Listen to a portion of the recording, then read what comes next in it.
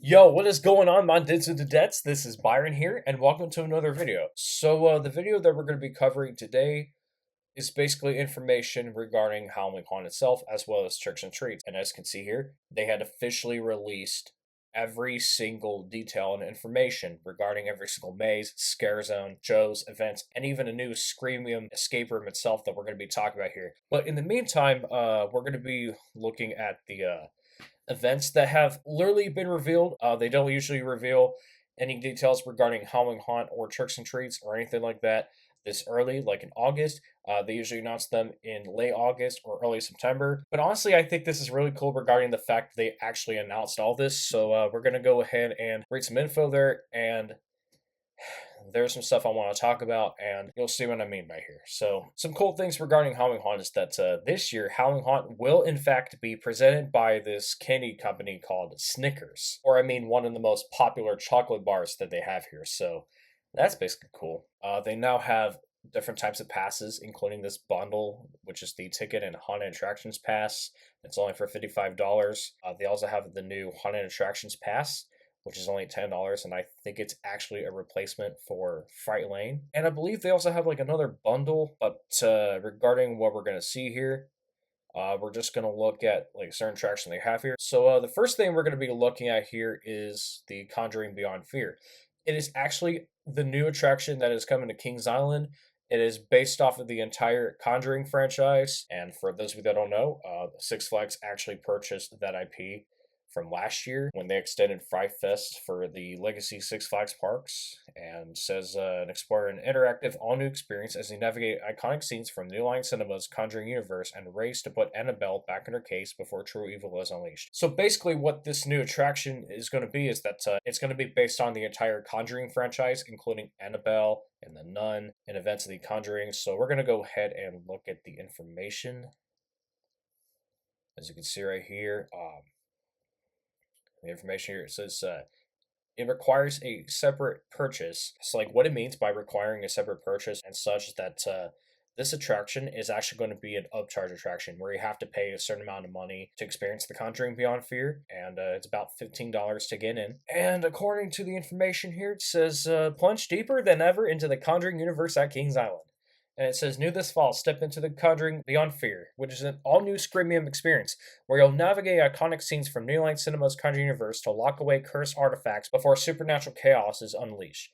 And step into the role of paranormal investigator, recruited by Ed and Lorraine Warren to lock away cursed artifacts before supernatural chaos is unleashed. So yeah, you can honestly tell that it's entirely based on the beloved franchise that we all know and love, and it is indeed on Warner Brothers property. So I'm really excited regarding the fact that we're actually going to get something related to Warner Brothers at Kings Island again. So this is really nice. Join a small group of recruits and take on the daunting mission of restoring order after dark forces escape from the cursed objects within the Warren artifact room, and encounter legendary entities such as the Nun, the Crooked Man, and the Ferryman as you race to lock Annabelle back in her secure box. Oh wow, this seems really creepy, but in a good way, or risk catastrophic consequences for the living real. With a state-of-the-art effects, screen-to-scream environment, and a series of chilling interactive challenges in an experience spanning more than 20 minutes, The Conjuring Beyond Fear plunges you deeper than ever into the Conjuring universe.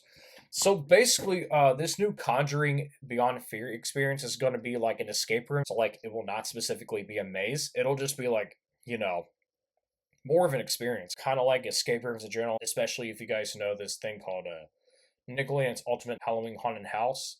Yeah, that is something very similar to it. So I think this is kind of interesting, and it does say that the Conjuring Beyond Fear is not included with park admission or a haunted attractions pass. And to access experience, you either have to purchase a single entry for the date of your visit, purchase a haunted attractions express pass, granting a single entry to this experience on the night of your visit, or even add an all-season haunted attractions express pass to a valid 2025 or 2026 season pass, granting a single entry to this experience each night that you visit. Oh, and it has some warnings here as well. Oh, yeah, and I can definitely tell that this is basically adult related, so this experience is subject to availability and may sell out. Purchasing entry in advance of your visit is strongly encouraged. And this experience depicts intense sequences of violence, death, and disturbing images, and is recommended for guests age 13 and up. Parental discretion is strongly encouraged, and all guests experiencing the Conjuring Beyond Fear must possess paid admission to Kings Island and paid entry to this experience. So basically, what this looks like is that this is actually going to be the start of Kings Island being like a Six Flags park, and I can definitely tell like a mixture of like Six Flags and Universal and previously Paramount all together, and like conjoined into And it also says join the recruits. So like this is basically a storyline. It says renowned paranormal investigators Anne and Lorraine Warren knew the cursed items locked in their artifact room were safest under their watch, protected by weekly blessings to keep the demons at bay. And when Annabelle, the world's most haunted doll, is accidentally set free, the horror within these cursed objects can no longer be contained. Take on the daunting mission of restoring order after dark forces escape from the cursed objects within the Warren artifact room. So this is kind of nice. And it says this is all about Annabelle. I can tell this is like a concept art, but I can also tell this is basically II. So it says, at the heart of this chilling experience is Annabelle. In The Conjuring Beyond Fear, one of the guests has to carry the sinister doll and forge an eerie connection while facing escalating horrors tied to the artifacts. Annabelle is the key to lure the free demons and capture them before they escape into the living room realm. Each artifact would propel you through perilous environments from the Conjuring universe and bring you face to fear with legendary entities such as the Nun, Crooked Man, and the Ferryman. Now, I'm not gonna lie, but take a look at this grammar. It says with propel you through. It should say each artifact will propel you through perilous environments from the Conjuring. Like, I have no idea what those people were even thinking when they were typing this. I'm like, what is this? I don't even know. Oh, it must be one of those nun creatures. I'll be honest with you, this kind of looks like a scare actor in the concept art, dressing like the nun. And it says, with its unparalleled immersion, action-packed storytelling, and interactive challenges, The Conjuring Beyond Fear is a horror experience like none other and represents a terrifying new chapter of Hong Kong presented by Snickers at Kings Island. Yeah, it's kind of weird regarding that. So it's like a screaming experience. And I am honestly not sure if this new attraction is going to allow an interactive lantern to the attraction. But honestly, we do not know if they're going to do that. But to be fair, I think they're just going to strictly have Annabelle as their interactive time of lantern thing, but more of an interactive doll that'll just lead you to somewhere. So I can definitely see that. So oh my god, like I'm pretty sure that there's gonna be a lot of people freaking out over this. So this is gonna be like Halloween Horror Nights 2.0, but locally. So I'm kind of glad we're getting some like Hollywood related stuff back from the park. So I don't even know what to say regarding this, but regarding The Conjuring coming to Kings Island, this is going to be like the first Warner Brothers themed property operating in the park since the days of Hanna-Barbera and Scooby-Doo, which apparently the last time we had it was back in 2009, and that was with Scooby-Doo and the Haunted Castle, and that was before Hanna-Barbera and Nickelodeon had to be phased out because of their licenses that had expired. This is really cool, honestly. So I don't even know what to say about this, guys, but I'm gonna have to be kind of cautious about,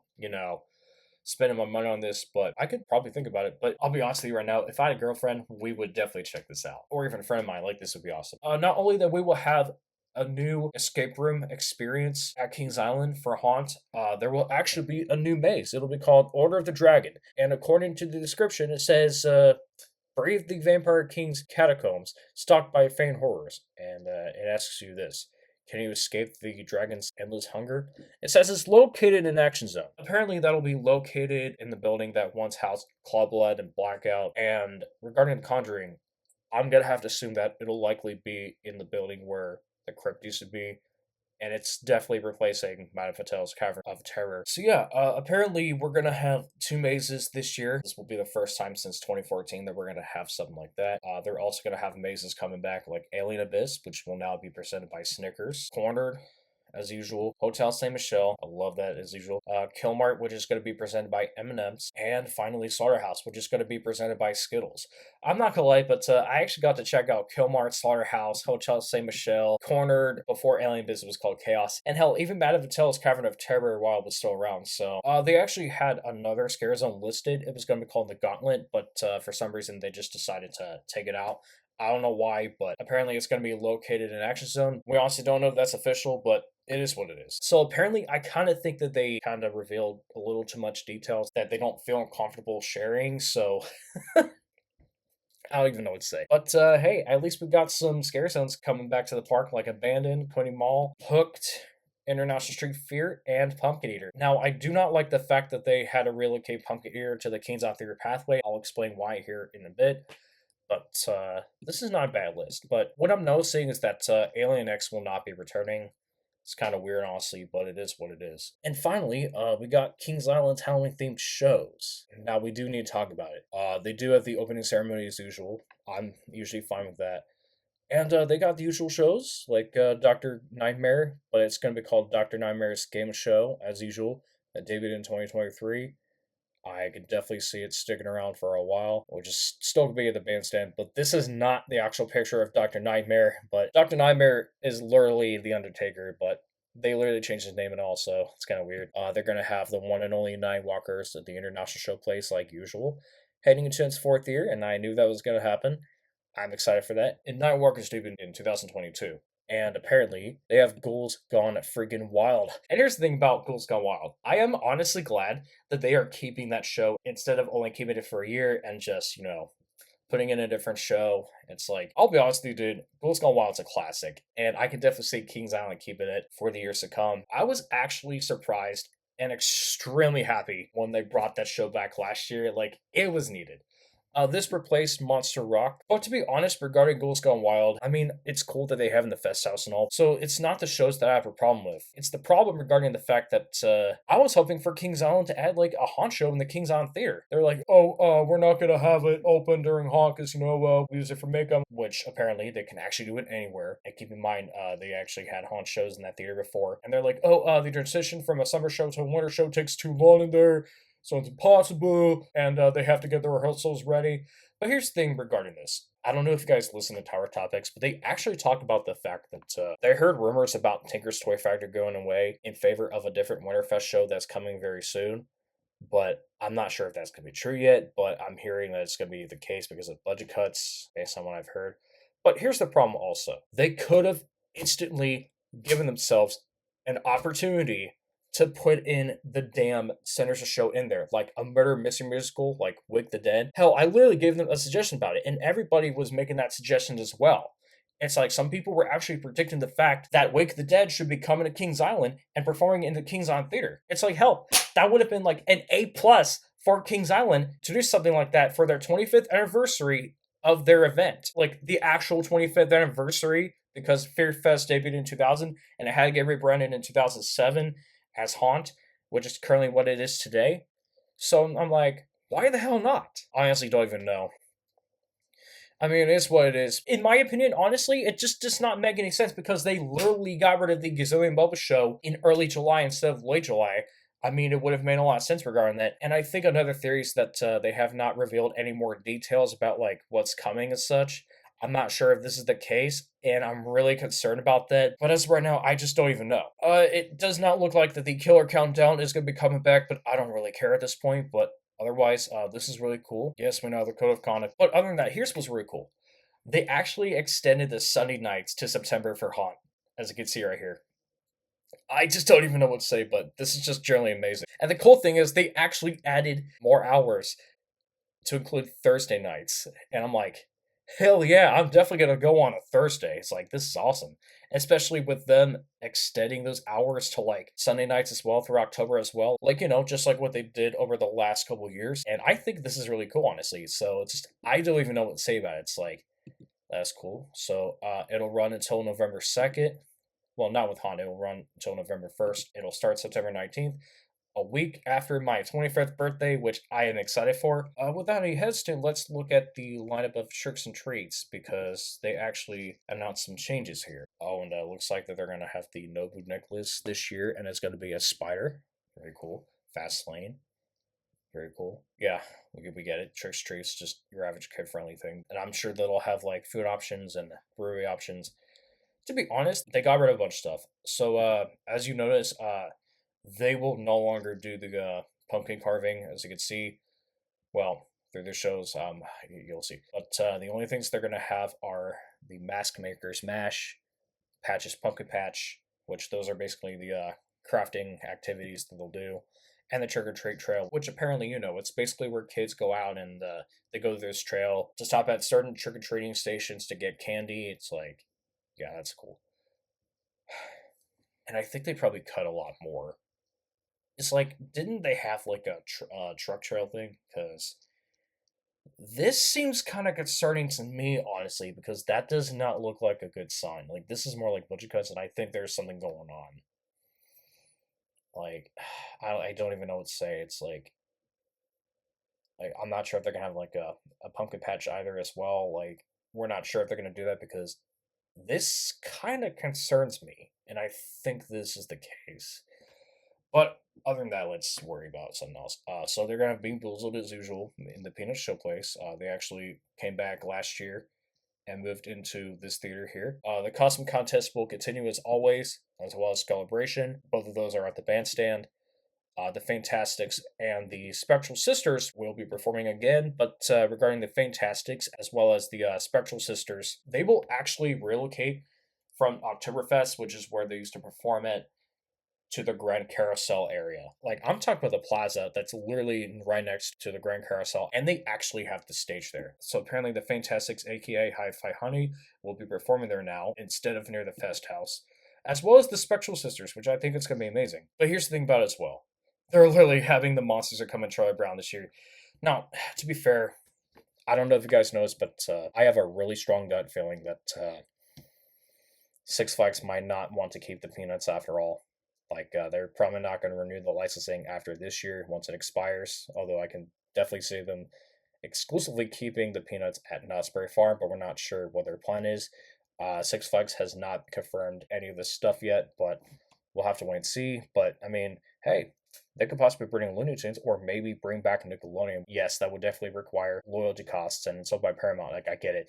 It's very expensive, but hey, never say never to that. But I fear the fact that 2025 will be the last year for this show as well as the Winterfest show at Kings Island because apparently they're not going to have the meet and greet experience anymore this year once they stop that after Labor Day.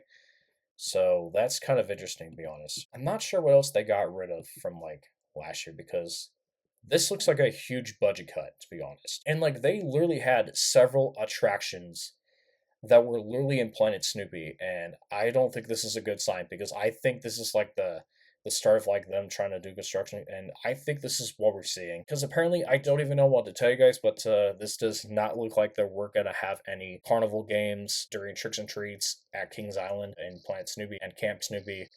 Like this seems more concerning to me than it already is because I just don't even know what else to say. So it's like they say that oh we have games and activities when in reality you don't have a lot of games. So how are you gonna do that other than the other carnival games you have? It's like I just don't even know what to say, man. But it is what it is regarding this. But guys, I do not even know what else to say regarding this situation. But it's really depressing that Kings Island's not going to be bringing the Oktoberfest event as what some of us were hoping for. Because hell, I was also hoping for Oktoberfest to come as well, and I also gave Kings Island that suggestion as well. It's like, why can't they do that? Well, oh yeah, it's probably because of the fact that Six Flags is in huge debt right now. That makes a lot of sense, and they're just cutting things up and just making budget cuts. I can definitely see that, but if it does not come this year, hey, maybe next year. Same thing with the parades as well, but I'm not sure if they're going to do the Tricks and Streets parade. I mean, I would love them to bring the parade to this event, as well as the clone of the Procession of Nightmares event to Haunt, because they have that at Carowinds. I mean, at least they used to. It's like, if they just take it out, then what are we going to do? It's like, why can't they just give Kings Island a fair chance along with like other parks as well? It's like, hell, you see Carowinds getting a lot of shit, and we don't get that shit. It's literally the fact that us as Cincinnatians don't get shit. It's like we get no shit. It's like, sorry for the language, it's just, I just don't even know what else to say. But, oh, and one last thing I gotta mention as well. So, a couple of things to know is that, I don't know if you guys noticed, but the Invergo is closed at this point, and I'm not sure if they're going to be bringing that back anytime soon. And I'm not really sure if they're going to reopen this ride anytime soon. In fact, they actually had it fenced off. They had the dumpster there as well. I'm like, I honestly don't even know if that's going to be around much longer. I don't think so. I would say the same with Congo Falls. Like, I can definitely see that they're going away as well. But in regards to other rides, like, we got to talk about this. So, early this morning, Kings Island had just announced something that no one had expected. Well, actually, a lot of us had expected it, but Boo Blasters on Boo Hill, which is one of those Family Dark rides, is permanently closing. Yeah, I mean it's been at King's Island for like 15 years. I remember when it first opened. I mean, I used to ride that all the time as a kid, even when it was Scooby Doo and the Haunted Castle. Now, I am aware there used to be the Enchanted Voyage, Smurfs Enchanted Voyage, and Phantom Theater before both of those, but apparently, it is permanently closing on Labor Day, and it will not make it to the fall or winter. But regarding this closing day, Monday, September 1st, that really interests me theoretically because that seems like that they're actually going to do a lot more re-enhancing and renovations on the ride instead of just retheming it as like a cheap one or a reskin. I honestly knew this was coming. And honestly, my dudes and dudettes, what this seems like to me is that this is actually going to be the start of Planet Snoopy and Camp Snoopy's downfall at Kings Island. Like by downfall, I mean departure, or I should have said departure, like Planet Snoopy and Camp Snoopy's departure. And to be really honest, I can definitely see some rides closing. I don't even know what else to say about this, you guys, but I mean, this could be a sign of something because, I mean, honestly, regarding Blue Blasters on Blue Hill, it's a fun ride, but to be honest, it's been showing Sage and it's been around for like 15 years, so I'm like, why not chopping it off? So honestly, that's kind of interesting. But regarding Blue Blasters on Blue Hill leaving, so as of right now, we do not know what exactly they're going to be putting in that space or what they're actually going to replace Blue Blasters with, but it will likely be a dark ride. Some say that it'll return to Scooby Doo. Some say that it'll return to Phantom Theater, which is what a lot of people have been hoping for. Even some have been predicting the Peanuts themed dark ride, like a Carnival dark ride, or Justice League, or even a Looney Tunes themed ride to debut at the park. It's like, honestly, I don't think any of those will come to fruition. If Six Flags purchases the Nickelodeon IP, I could definitely see SpongeBob's Crazy Carnival ride coming in there. It's like, hey, that's a dark ride, and sure, they rely on screens, but hey, it's basically an interactive ride, so why not? It's kind of interesting. But also, guys, other than Boo Blasters, I mean, I could definitely see most of the rides just being capped and just relocating a little bit. But we do not entirely know what they're going to do. But I think this is the start of it. The monster has not been open yet, but I think they're probably going to have to open it next year because they already got the part and it has not been open all year. So that's kind of sad. But I think they're going to get rid of this ride because of age, as well as Woodstock Whirlybirds, which apparently most of the monorail kind of takes up a lot of space in the area, and it's kind of showing stage. And also Woodstock's Air Rail, which apparently, I'm sorry to say this, but retheming it for the second time within another 2 years, I think it's going to be like a waste of money. So I think it would be best for them to like tear it down, even though they had just invested in that ride by repainting it and just retheming it from like Flying Rail Chase to Woodstock's Aerial, but I think that there should be like a different ride being built there. So like from my perspective, I can see that happening in the future. But we do not know what they're going to do, especially with the tariffs they have going on. But hey, never say never to this. So yeah, guys, thank you so much for watching. Be sure to like and subscribe, and I'll see you guys in the next vid. Until then, this is me, Byron, signing off. Peace.